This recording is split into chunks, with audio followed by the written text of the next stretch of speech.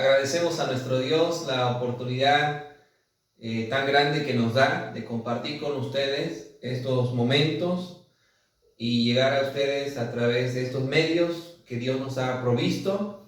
Gracias, hermanos, porque oran por nosotros, oran por un servidor, por mis hermanos que nos apoyan en la grabación, nuestros hermanos que elaboran los órdenes de culto, nuestro hermano David también como ministro de música, nuestro hermano Eliud como secretario de la iglesia, pendiente de enviar los órdenes de culto, nuestro hermano Julio que está en la grabación. Y bueno, hermanos, gracias porque Dios nos ha guardado, Dios nos ha sostenido. La situación se presenta muy difícil, pero confiamos, estamos orando. Queremos pedirle a Dios que Él sea quien nos dé la sabiduría y nos diga, nos indique el tiempo. Iremos también al municipio para ponernos también en esa obediencia a nuestras autoridades, de estar con el respaldo de las autoridades civiles y también nuestras autoridades eclesiásticas. Y con la ayuda de nuestro Dios esperamos el tiempo para poder abrir nuevamente las instalaciones del templo y tener nuestro culto de manera presencial. Al inicio con pocas personas, haremos quizás, estamos pensando en hacer grupos y que podamos tener así nuestro regreso a las actividades del templo, y los demás estar viendo la transmisión en vivo de nuestro culto. Pero para todo eso vamos a orar. Recuerden que cada domingo tenemos un tiempo antes de la palabra para orar y tener nuestro tiempo de intercesión. Vamos a orar. Inclinen su rostro ya en sus hogares. Vamos a orar. Bendito Dios y Padre Celestial, te alabamos y te agradecemos este día. Tus inmensas bondades, maravillosas son tus obras. Te alabamos porque cada día nosotros vemos manifestado tu amor y tu misericordia, porque aún sin merecerlo tú nos sigues, Señor, derramando, como dice tu palabra, gracia sobre gracia. Y en ti, Señor, estamos completos. En ti, Señor, estamos seguros. Tú eres nuestro protector, como dice el himnólogo. Y a la vez también nos animas, nos levantas. Cada día, Dios, nos das esa oportunidad de acercarnos a ti, Dios, en oración, acercarnos a ti a través de tu palabra. Nos das esa oportunidad de estar con la familia y poder ahí en casa con la familia elevar a ti nuestra alabanza, nuestra adoración. Recíbela, Dios. Capacita a tu pueblo de tal manera que nadie tenga excusa de decir, no sé qué hacer. Tú nos has dado, Señor, un espíritu de poder, de amor, de dominio propio, de un espíritu, Señor, que anhele glorificarte. Dios, sé con cada familia que está ahí detrás, Señor, de este video, está ahí al frente, está actuando, y es tiempo de que actuemos, Dios, que todo lo que hemos recibido de tu palabra en este tiempo, Señor, lo pongamos en práctica, que seamos, Señor, obedientes, que podamos nosotros desarrollar esa fe que necesitamos, Dios, y sobre todo también ese testimonio que los demás puedan ver en nosotros tu grande poder, tu grande amor. Ayúdanos, Dios, sé con cada una de las familias por las que hemos estado orando los miércoles, especialmente familias que están pasando, Señor, por situación difícil a raíz de este problema de enfermedad que hay. Y Dios, sobre todo, consuela y fortalece las familias de hermanos que han partido a tu presencia. Dios, sé con los enfermos, sé con las familias que los están apoyando, sé con los doctores, sé con todo el personal médico, Señor, que labora en los hospitales, hermanos nuestros que están trabajando muy de cerca de esta situación, de estas circunstancias. Guárdalos, cuídalos, Señor, bendícelos, fortalécelos. de tal manera, Señor, que cuando haya pasado la prueba, Señor, nosotros podamos dar testimonio que eres tú, oh Dios, el que sostiene y el que guardas nuestras vidas. Gracias, Dios, provee lo económico, lo material para tu pueblo, para las familias, el trabajo, el sustento, pero sobre todo, Señor, fortalece nuestra vida espiritual. Te lo pedimos, Dios, y también no sin antes de pedirte por el perdón de nuestros pecados y que quites todo lo que estorba para que estemos receptivos a tu palabra. En el nombre de Jesús. Amén. Bien, hermanos, pues vamos a, después de haber concluido los temas que vimos del Padre Nuestro, vamos a regresar una vez más a la carta de Santiago. Hace unos domingos estuvimos compartiendo con ustedes acerca de esta fe que funciona en tiempos de crisis, y hoy nuevamente reforzaremos este tema en la Epístola Universal a Santiago. Vamos en el capítulo 2 a apuntalar, vamos a reforzar este tema de la fe, una fe que actúa. Me gusta mucho el pasaje de Daniel capítulo 11, el verso 32, que dice que el pueblo que conoce a su Dios se esforzará y actuará. Ustedes lo pueden buscar después allá en sus Biblias, Daniel 11, 32. Y bien, hermanos, vamos aquí a leer en Santiago, en el capítulo 2, en el verso 14 al verso 26, que es nuestra base bíblica. Vamos a leer, y dice la Escritura: hermanos míos, ¿de qué aprovechará si alguno dice que tiene fe y no tiene obras? ¿Podrá la fe salvarle? Y si un hermano o una hermana están desnudos y tienen necesidad de mantenimiento de cada día, y alguno de vosotros le dice: id en paz, calentaos y saciaos, pero no le dais las cosas que son necesarias para el cuerpo, ¿de qué aprovecha? Así también la fe, si no tiene obras, es muerta en sí misma. Pero alguno dirá: tú tienes fe y yo tengo obras. Muéstrame tu fe sin tus obras, y yo te mostraré mi fe por mis obras. ¿Tú crees que Dios es uno? Bien haces. También los demonios creen y tiemblan. Mas, ¿quieres saber, hombre vano, que la fe sin obras es muerta? ¿No fue justificado por las obras Abraham, nuestro padre, cuando ofreció a su hijo Isaac sobre el altar? ¿No ves que la fe actuó juntamente con sus obras y que la fe se perfeccionó por las obras? Y se cumplió la escritura que dice: Abraham creyó a Dios y le fue contado por justicia, y fue llamado amigo de Dios. Vosotros veis pues que el hombre es justificado por las obras y no solamente por la fe. Asimismo también Rahab la ramera no fue justificada por obras cuando recibió a los mensajeros y los envió por otro camino. Porque como el cuerpo sin espíritu está muerto, así también la fe sin obras está muerta. Esa es la palabra de nuestro Dios el día de hoy. Imaginemos, pensemos un poquito cuando una ambulancia con luces prendidas y sirenas sonando interrumpe la quietud de la tarde. Los paramédicos entran velozmente a la sala de emergencia. Llegan con un paciente que acaba de tener un paro cardíaco. Rápidamente los doctores lo evalúan, sacan el desfibrilador para reactivar el corazón, y mientras le hacen un electrocardiograma para medir el ritmo cardíaco, el doctor saca su estetoscopio para escuchar cuidadosamente la respiración del paciente, asegurándose de que sus pulmones también estén funcionando, que esté respirando.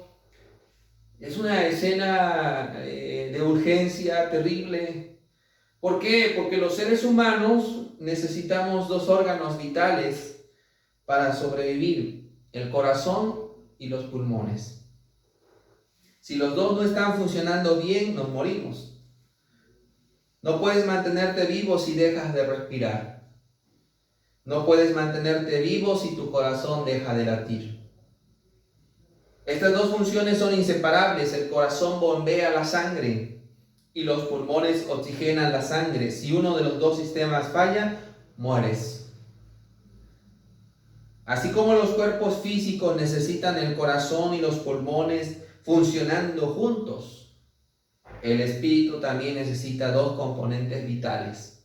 Espiritualmente también necesitamos que funcionen juntos la fe y las buenas obras. La fe nos permite nacer de nuevo. La fe nos da respiración espiritual. Las buenas obras nos ayudan a crecer. Están bombeando vitalidad espiritual a nuestras vidas.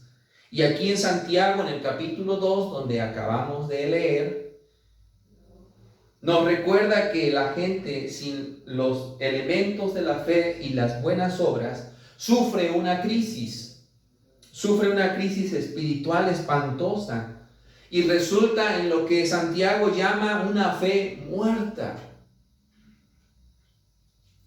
Así que nosotros el día de hoy estamos, ¿verdad?, con esa oportunidad de analizar nuestra fe.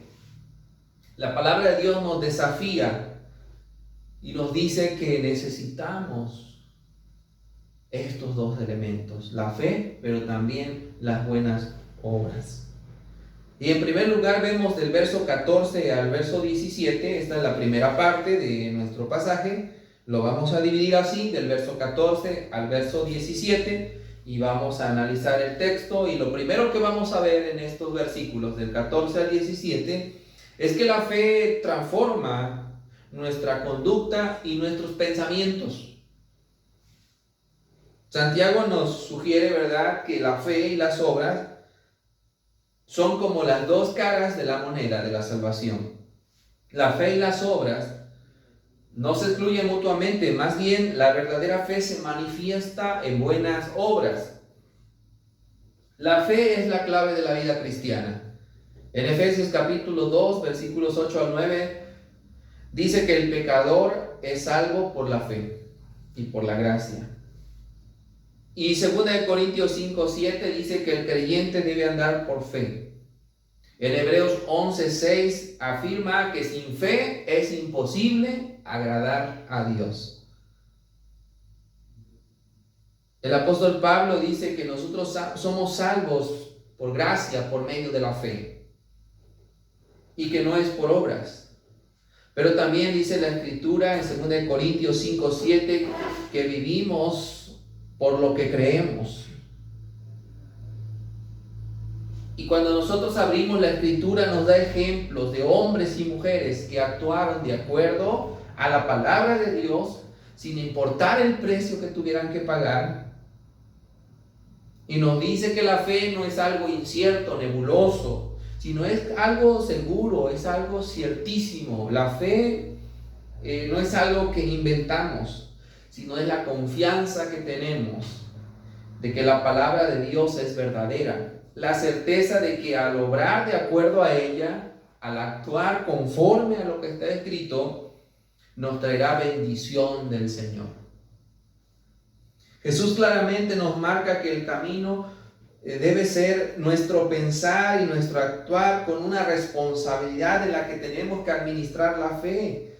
Y la fe nos lleva a las obras. Mateo capítulo 5, verso 16, Jesús dijo: así alumbre vuestra luz delante de los hombres.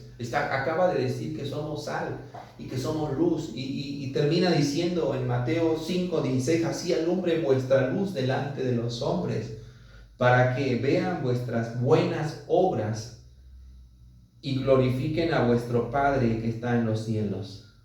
Nuestras buenas obras entonces están iluminando el camino a Dios, reflejan en otros el poder y la gracia. Esto le trae la gloria a Dios y prueba que nuestra fe es verdadera. Santiago ilustra este punto de una manera muy práctica. Ustedes pueden ver ahí en el versículo 15. Y lo dice así, ¿verdad? Si un hermano o una hermana están desnudo y tienen necesidad del mantenimiento de cada día, y cada uno de vosotros le dice, pues vete en paz, Dios te bendiga, calentaos, saciaos, pero no le dais las cosas que son necesarias para el cuerpo, ¿de qué aprovechan? Y está hablando entonces de necesidades básicas de la vida. Y tú no haces nada por esas personas. Es lo que Santiago está preguntando. Le puedes decir, estoy orando por ti, Dios te bendiga, pero le dices adiós y no le has ayudado en nada. Pregunta Santiago, ¿de qué sirve que le digas Dios te bendiga? Decir solamente palabras piadosas no alimentan, no visten a nadie. No lo digo yo, sino lo dice Santiago. No hay provecho en bendecir a la gente, pero sin alimentar y sin vestir. Si realmente, dice Santiago, tú quieres ayudar, vas a hacer todo lo posible. Esto es real. Hoy platiqué con una persona y me decía, pastor, si yo traigo en ese momento lo comparto, si no traigo pues no. Y es verdad, pero si está dentro de tus posibilidades, ayudas. Y hay personas que tienen todo el deseo y la voluntad de ayudar y no pueden.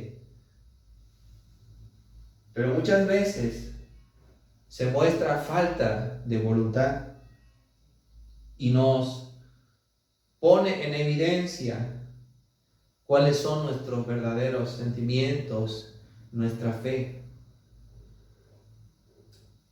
Y entonces se abre un paréntesis en el versículo 18, en el que dice, alguno dirá, tú tienes fe y yo tengo obras, muéstrame tu fe sin tus obras y yo te mostraré mi fe por mis obras. Es como un paréntesis. Aparentemente alguien considera la fe y las buenas obras como algo separado o como expresiones intercambiables del cristianismo. Algunos pueden decir, ¿verdad? Tú haces tus obras, yo tengo mi fe, los dos somos religiosos a nuestra manera. Y hay personas que tienden a tomar esta enseñanza de Santiago y la de Pablo en Romanos, que expresan que ambos se están contradiciendo de la fe y las buenas obras. Pero Santiago dice que la fe sin obras está muerta. Pablo dice que la salvación no es por obras, sino que es por fe solamente. Así que, ¿quién tiene la razón? ¿Pablo o Santiago? Y cuando comparamos los escritos y el contexto, podemos darnos cuenta que en vez de contradecirse, sus enseñanzas se complementan. Nadie se salva por obras, efectivamente, pero nadie puede ser salvo sin producir obras. No somos salvos por las buenas obras, sino para hacer buenas obras. Un ejemplo, durante la época de la Gran Depresión en Estados Unidos, un grupo de cristianos se había reunido para orar por las familias que lo habían perdido todo cuando la bolsa se desplomó en 1929. Mientras estaban orando fervientemente por esto, el hijo de un agricultor de la zona tocó a la puerta. Y cuando llegaron a donde estaba, y ellos preguntaron, ¿qué es lo que quieres? Y el chico dijo, mi papá dice que no puede venir a la reunión de oración, pero me pidió que les trajera sus oraciones en la carreta. La gente salió para ver lo que el chico se refería. Y cuando llegaron a donde estaba la carreta, vieron que las oraciones de papá consistían en papas, harina, carne, cereales, manzana, tarros de mermelada y un costal de ropa. Y se sintieron tan avergonzados por no haber hecho nada, que el grupo decidió que ellos también querían volverse la respuesta de sus propias oraciones. Y ese mismo día llenaron la carreta con sus oraciones entre comillas, para ayudar a sus vecinos necesitados. Y amados hermanos, nosotros podemos también volvernos la respuesta de nuestras oraciones. Podemos volvernos la respuesta de nuestras oraciones, transformar nuestro actuar y nuestro pensamiento. ¿Por qué? Porque tenemos la fe verdadera. Y la fe verdadera es la fe cristiana. Y la fe cristiana es aquella que actúa. La fe cristiana es acción. Como dice, ¿verdad? Los ejemplos que manifiesta aquí. El primer ejemplo claro del Antiguo Testamento fue Abraham. Y dice en el versículo 22, ¿no ves que la fe actuó? Y está hablando de Abraham. Antes de eso, quiero mencionarles que bueno, hay un versículo en el que vamos a meditar también, que es en el versículo 19 y versículo 20. Es muy conocido, algunos lo han escuchado, acerca de la fe. Y la fe funciona cuando hay una entrega total a Dios, no solamente cuando dices creer, sino cuando hay una entrega total a Dios. Y así lo dice aquí. ¿Tú crees que Dios es uno? Está bien. Pero también los demonios creen y tiemblan. Mas ¿quieres saber, hombre vano, que la fe sin obras es muerta? En este versículo 19 Santiago lanza un desafío muy interesante, mencionando algo que llama mucho la atención y dice: ¿crees que Dios es uno? Bien haces, pero los demonios también creen. Tremendo. ¿Qué creen los demonios? ¿Por qué esta comparación tan radical? Dice la Escritura que ellos creen en la existencia de Dios. Estos ángeles malvados estuvieron con Dios en el cielo. Ellos vieron la majestad y la gloria. Ellos cantaron alabanzas. Ellos vieron el poder de Dios. Pero cuando se rebelaron contra Dios fueron expulsados del cielo para siempre. Así que estos demonios no son ateos ni tampoco agnósticos. Ellos creen en la divinidad de Cristo. Mientras que Jesús caminó por esta tierra, cuando los demonios se encontraban con Él, ellos testificaban que Jesús era el Hijo de Dios. Ustedes pueden estudiar cuando Jesús sanó al endemoniado. Los demonios veían a Jesús venir y temblaban y sabían quién era Jesús. Ellos creen en la existencia de Dios. También creen en el tormento, porque le preguntan a Jesús en aquel pasaje, en aquel relato: ya no nos atormentes, no queremos ser atormentados más. Reconocen que Jesucristo es el juez de toda la tierra, es el juez de todo.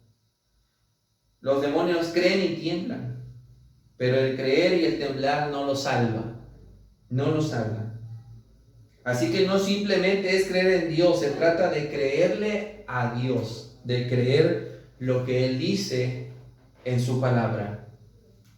Mucha gente dice: yo creo en Dios, pero no cree lo que dice su palabra. Y mucha gente no se ha entregado a Dios. Y la única manera que una persona pueda alimentar su fe es creyendo lo que está escrito en la palabra de Dios. Es tiempo de evaluar nuestra espiritualidad, de ver que no estemos solamente siendo fieles religiosos. ¿Cuánto de nuestro ser está bajo el control de Dios? ¿Qué le hemos entregado? ¿Pero qué le hemos resistido? ¿Qué le hemos negado? Dios espera una entrega total. La fe es entrega total a Dios. Dios espera esto de nosotros. Vivimos en un tiempo difícil de prueba en la que se ha puesto en evidencia la realidad de la fe de muchos.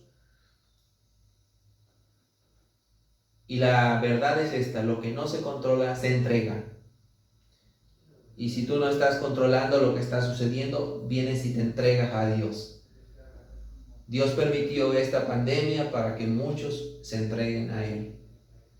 Y algunos no lo han hecho.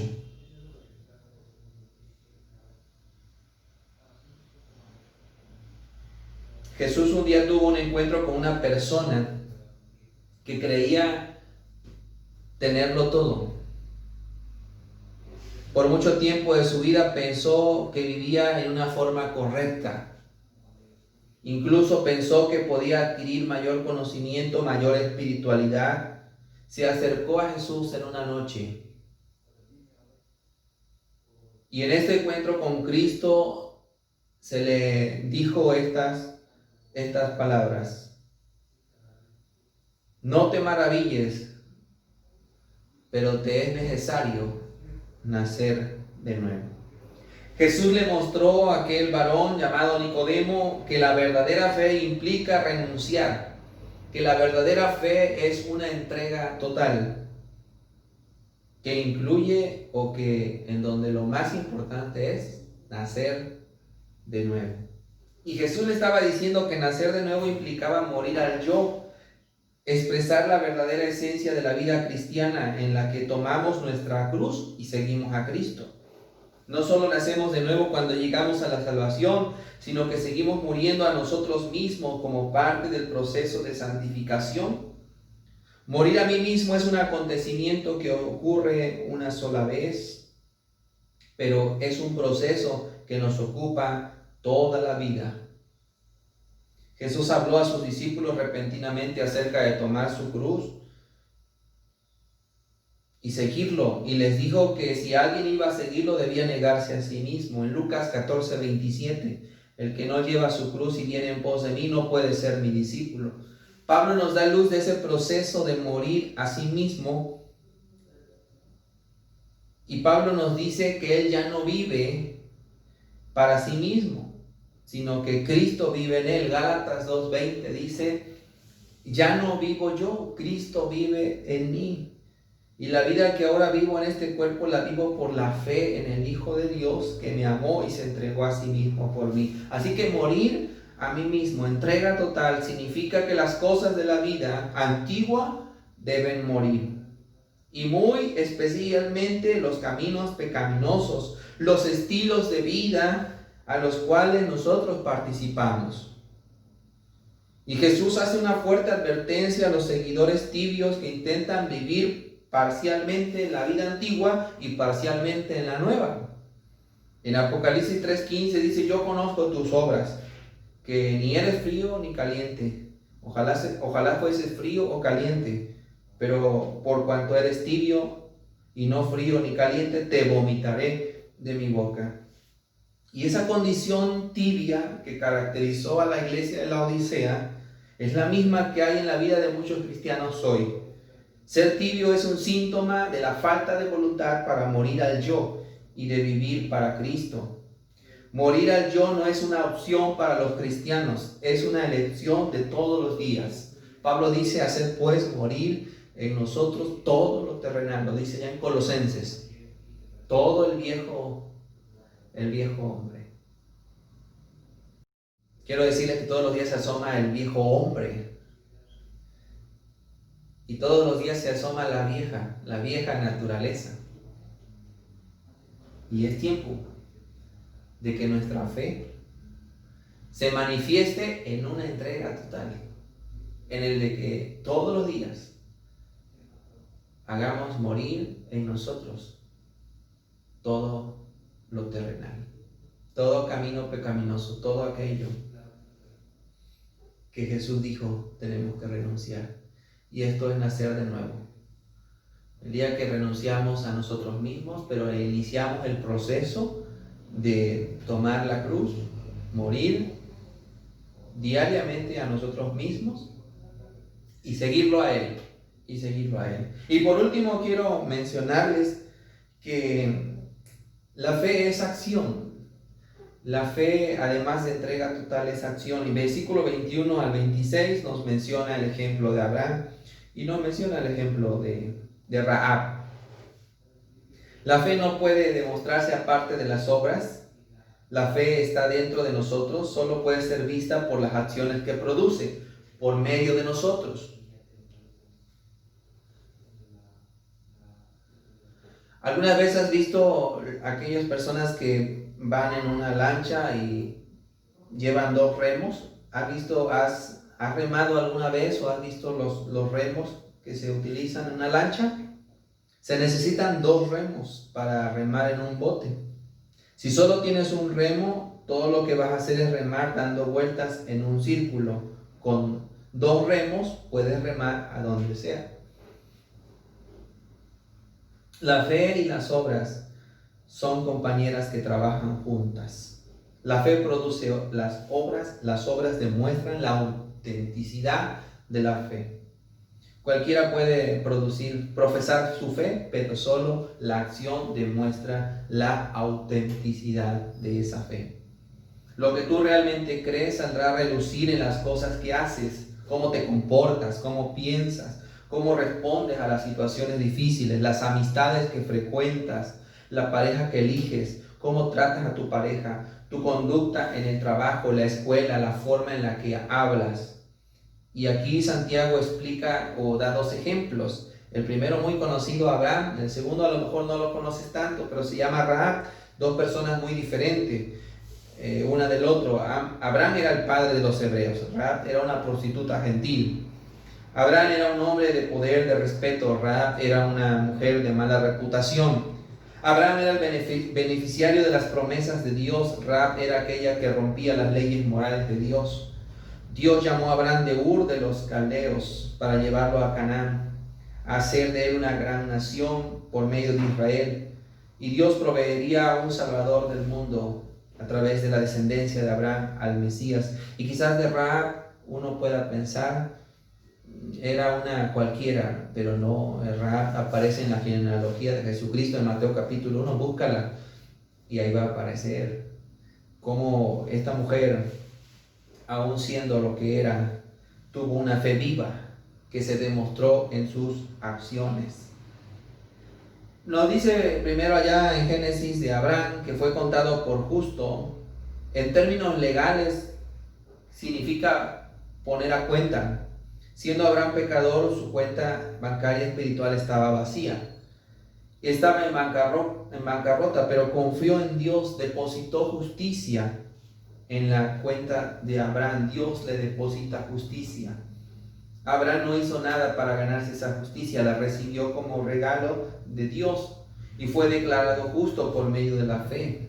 Entonces, ¿cómo fue justificado? La Biblia nos dice que el caso de Abraham nos enseña que fue justificado y también obedece a la voluntad de Dios. Su fe se muestra en sus obras. Años después en la vida de Abraham hay una señal muy clara de esto. Cuando Abraham ofrece a su hijo Isaac como sacrificio, Abraham no se salvó por haber obedecido a ese mandato, aunque era algo muy difícil si alguien te pidiera que entregaras a tu hijo. Pero fue una obediencia que probó que ya era salvo, que recibió ese gran título, más grande que el título de padre de la fe, es más grande todavía el título de amigo de Dios. ¿Qué será que Dios te llame su amigo? En Juan 14 Jesús le dijo a sus discípulos, si ustedes, ¿verdad? Hacen lo que yo les mando, no solamente son mis siervos, ustedes son mis amigos. Y esto es algo bien importante. No traicionar a aquel que vino a demostrarnos su amor y su amistad. Aquel que quiso que no fuéramos solamente siervos, sino que seamos amigos. Y Jesús nos recuerda que nuestra obediencia es activa. Nuestra obediencia es activa. También menciono de Rahab que ella escuchó la palabra, se dio cuenta que la ciudad estaba condenada. Y ella arriesga su propia vida y ella hospeda a los espías. Y ella ahora también es una amiga de Dios. Rahab encuentra una nueva vida. Jericó cayó, pero la casa de Rahab permanece en pie. Y toda la gente que estaba dentro de su casa se salva. Y hay más todavía, Rahab se termina casando con Salmón, uno de los 2 espías, y da a luz a Booz, y Booz por consiguiente se convierte en antepasado humano de nuestro Señor Jesucristo. Su fe fue poderosa, sus obras poderosas. Cuando nos damos cuenta de que la poca información que Rahab tenía de Dios se manifiesta en fe, hoy en día pues nosotros podemos decir hay mayor ventaja de aquellos que tenemos acceso, ¿verdad?, a la palabra de Dios, que conocemos mucho de Dios, comparados con Rahab, que con la poca información que ella tenía, ella creyó en el Dios de los hebreos y ella pudo mostrar su fe y actuar. Nosotros a veces con tanta información, con tanto conocimiento de Dios, no actuamos. Tenemos entonces, hermanos, que ver estos ejemplos, de ver cómo Dios nos está revelando sus planes. Hay decisiones que tenemos que tomar. Es verdad que muchas personas no saben qué hacer. Tenemos que analizar dónde están las ambiciones, dónde están las esperanzas, dónde están los sueños, los destinos, la vida misma. Así que, hermanos, para este tiempo en el que nosotros estamos, es el tiempo perfecto para analizar nuestra fe. Termino con este pasaje en 2 Corintios capítulo 13, verso 5, en donde dice: examínense para saber si su fe es genuina. Pruébense a sí mismos. Sin duda saben que Jesucristo está entre ustedes. De no ser así, ustedes han reprobado el examen de la fe genuina. No somos salvos por tener fe en la fe. Somos salvos por depositar nuestra fe en Jesucristo. Y hoy es el día para hacerlo. Pero también la fe verdadera solo puede ser vista por las acciones que produce. Pon tu fe en Jesucristo y deja que Él haga el resto en tu vida y Él te mueva a actuar y que Él sea tu motor. Dios te bendiga, amado hermano. Vamos a orar. Gracias, Padre, por permitirnos en esta tarde, ya en este día, domingo, Padre, el poder estudiar tu palabra.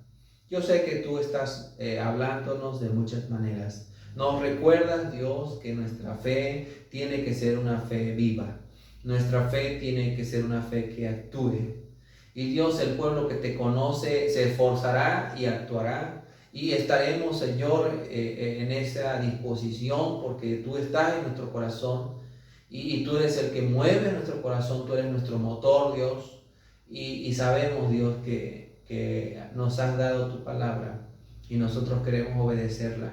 Y queremos estar en esa amistad, en esa relación contigo y producir, como dice tu palabra, buenas obras.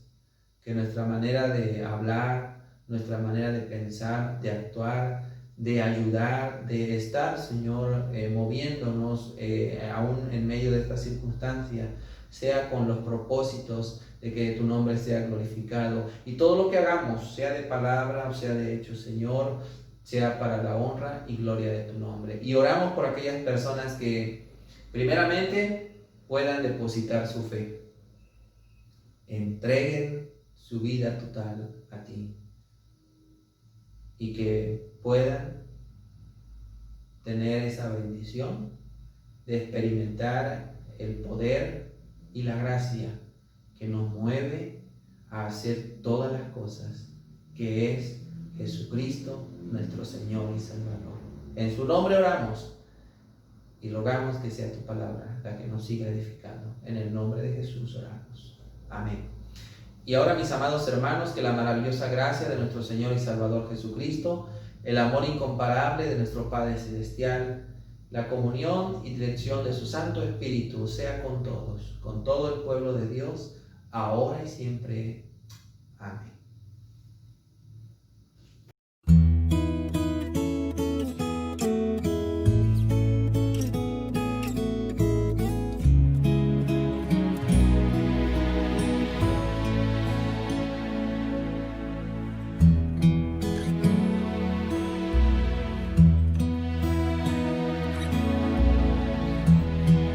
Cuando nadie me ve,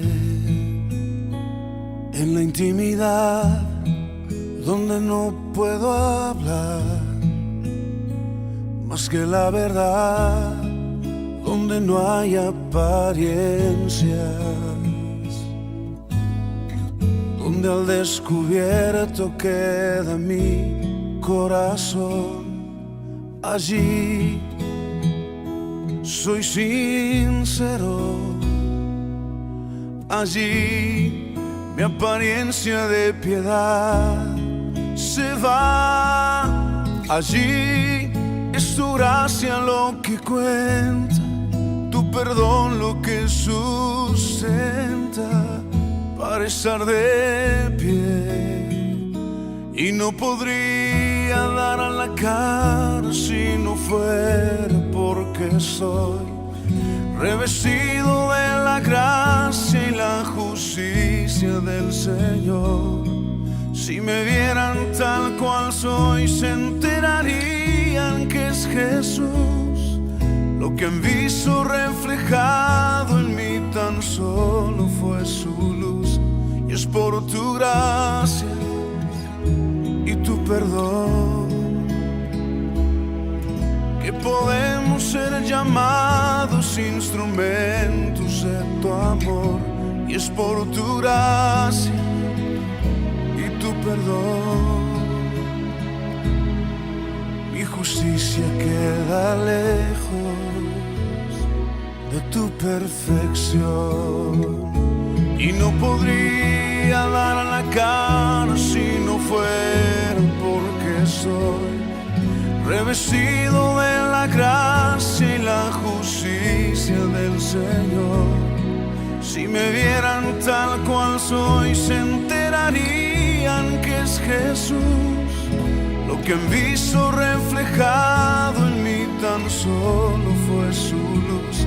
Y es por tu gracia y tu perdón que podemos ser llamados instrumentos de tu amor. Y es por tu gracia y tu perdón. Mi justicia queda lejos de tu perfección.